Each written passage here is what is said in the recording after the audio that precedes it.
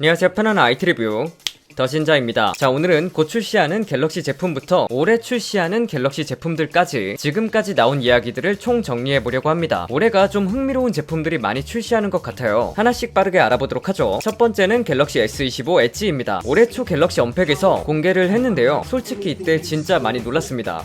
Introducing Galaxy S25 Edge.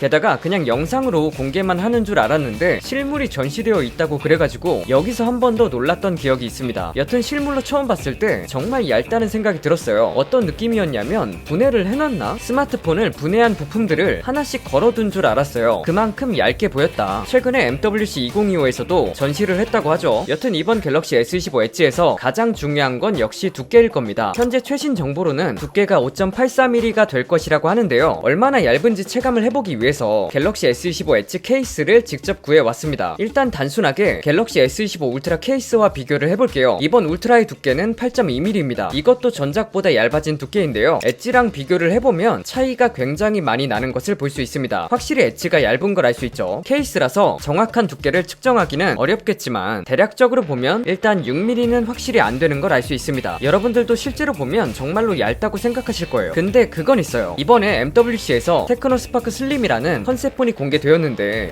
5.75mm입니다. 물론 이건 컨셉폰이니까 비교 대상으로 쓰기는 좀 그래요. 근데 하나 이 제품에서 가져오고 싶다고 생각한 부분이 전후면 엣지. 왜냐하면 이번 갤럭시 이름도 갤럭시 S25 엣지잖아요. 근데 이름과는 다르게 완전히 플랫한 깻잎통 디자인이거든요. 엣지가 사용에 불편한 것도 맞지만 이번 갤럭시 S25 엣지는 이 정도로 얇게 만들 수 있다는 기술력을 보여주는 것도 꽤 큰 부분을 차지한다고 생각을 해서 실제보다 더 얇게 보일 수 있는 전후면 엣지를 적용했다면 더 다이나믹하지 않았을까 라는 생각이 들기는 하는데 뭐 저는 깻잎통 디자인을 선호하기 때문에 이번 엣지 디자인은 컨셉상 아쉽기는 하지만 그래도 예쁘기는 하다 이 정도로 생각하고 있습니다. 그리고 이제 크기를 보면 확실히 S25 울트라보다는 조금 작죠. 크기 자체는 갤럭시 S25 플러스와 거의 비슷하다고 보시면 될 것 같습니다. 약 6.7인치의 디스플레이 크기를 가집니다. 그에 비해 무게는 약 162g이 될 것이라고 하니까 비슷한 크기의 S25 플러스가 190g이니까 상당히 가벼운 무게로 출시한다는 겁니다. 하지만 실사용이 괜찮을까 하는 문제가 있는데 바로 배터리입니다. 배터리가 3900mAh가 탑재될 것이라고 하죠. 6.2인치의 크기를 가진 갤럭시 S25 일반이 4000mAh니까 플러스의 크기를 가지면서 배터리는 일반급이라는 겁니다. 그럼 당연히 배터리를 오래 사용할 수 있을까? 라는 생각이 들 수밖에 없죠. 물론 요즘은 워낙 전성비가 많이 좋아지긴 했지만 배터리 사용 시간이 적어질 수밖에 없는 건 사실입니다. 칩셋은 S25 시리즈와 같은 스냅드래곤 8 엘리트가 탑재됩니다. 램은 12GB로 확인되고요. 카메라는 듀얼 카메라가 탑재됩니다. 현재까지 정보로는 망원이 없고 2억 화소 메인, 1200만 화소 초광각 이렇게 탑재가 예상되고 있는데요. 망원이 없는 건 확실히 좀 아쉬운 부분이기는 합니다. 그래도 2억 화소가 들어가니까 고화소로 무손실 크롭줌으로 망원을 어느 정도 대체가 가능하기는 합니다. 가격은 지금 뉴스로 나온 가격을 보면 256GB 기준으로 시작가 150만원, 512GB 모델은 163만원으로 책정되었다고 합니다. 그러니까 가격은 플러스와 울트라 사이의 가격을 가지는 거죠. 제품 언팩은 4월 16일이 될 것이라고 하는데요. 이제 한 달 정도밖에 남지 않았기 때문에 곧 만나볼 수 있을 것 같습니다. 두 번째는 두 번 접는 트리폴드 갤럭시 Z 폴드에 대한 소식입니다. 최근 갤럭시 언팩에서 로드맵을 공개했는데 폴드 옆에 두 번 접는 트리폴드가 있는 걸 볼 수 있습니다. 일단 이 이미지로 봤을 때는 화웨이의 트리폴드 폰처럼 인폴딩 플러스 아웃폴딩 폰으로 보이는데 지금 나오는 이야기로는 G라는 이름처럼 양쪽 모두 인폴딩으로 접히는 트리폴드로 출시될 것이라고 합니다. 화웨이의 방식인 인 아웃폴딩이 같이 있는 폴더블 폰은 얇게 만들기도 좋고 추가로 외부 화면을 넣지 않아도 된다는 장점이 있고 펼치는 정도에 따라 화면을 3단계로 사용할 수 있다는 장점이 있습니다. 다만 아웃폴딩으로 되어 있는 부분은 화면이 그대로 노출되어 있는 거라 상대적으로 바형보다 약한 폴더블 폰에서는 내구성에서 좋지 않은 부분이 있습니다. 양쪽 모두 인폴딩 방식의 경우는 한쪽을 접고 그 위로 한쪽을 포개서 접는 방식이라 화웨이 방식처럼 3단계로 화면을 활용할 수 없다는 점, 모두 접었을 때 화면을 쓰려면 지금 폴드 방식처럼 외부 화면을 하나 더 달아줘야 한다는 점, 그렇기 때문에 무게면에서 더 무거워질 수밖에 없지만 화면이 모두 안쪽으로 접히기 때문에 내구성에서는 큰 장점이 있습니다. 화웨이 방식이 출시하고 내구성에서 문제가 나왔던 점도 있고 아직은 폴더블 폰의 내구성이 바형처럼은 좋지 않기 때문에 삼성이 기존 폴드에서도 아웃폴딩을 사용하지 않고 인폴딩을 썼고 그걸로 또 증명을 했기 때문에 이번에도 인폴딩으로 가지 않을까 싶기는 합니다. 물론 개인적으로 생각하기에 최종적으로는 인 아웃이 같이 있는 폴더블 폰으로 가야 될 것 거긴 하지만 현실적인 문제도 있고 하니까 일단은 출시까지 기다려봐야 할 것 같습니다. 디스플레이의 경우는 펼쳤을 때 약 9.96인치가 될 것이라고 합니다. 접었을 때는 바형 스마트폰, 펼쳤을 때는 진짜 태블릿이 실현될 수 있는 거죠. 가격은 대략 400만원으로 예상되고 있고 출시는 올해 말로 갤럭시 Z 폴드 7 출시 이후에 만나볼 수 있을 것 같습니다. 세 번째는 갤럭시 Z 폴드 7입니다. 올해 폴더블 폰은 좀 기대를 해도 될 것 같아요. 확실히 변화를 하는 것으로 보입니다. 결국 기존 폴드에서도 중요한 게 얼마나 얇게 만드느냐 이건데 이번 폴드 7은 폴드 6와 비교하면 차이가 꽤 크게 납니다. 유출된 정보로 보면 접었을 때 9.5mm로 폴드 6가 12.1mm였으니까 2.6mm 줄어들었습니다. 펼쳤을 때는 4.5mm로 폴드 6가 5.6mm였으니까 전작 대비 1.1mm 줄어들게 됩니다. 확실히 두께가 줄어들게 된다고 볼 수 있겠고요. 하지만 아쉽게도 세계 최고로 얇은 폴더블 폰이 되지는 못할 것 같습니다. 오포 파인드 M5가 펼쳤을 때 4.2mm거든요. 디스플레이는 외부 6.5인치, 내부는 8.2인치가 될 것이라고 하는데 이 크기 꽤 익숙하죠? 갤럭시 Z 폴드 스페셜 에디션과 비슷합니다. 폴드 SE가 외부 6.5인치, 내부 8인치 디스플레이를 탑재했거든요. 물론 두께는 SE보다 7이 더 줄어듭니다. SE 대비해서는 접었을 때 기준 0.3mm 줄어들고 펼쳤을 때 기준으로 1.1mm 줄어들게 됩니다. 이렇게 봤을 때 확실히 폴드 SE가 폴드 7을 위한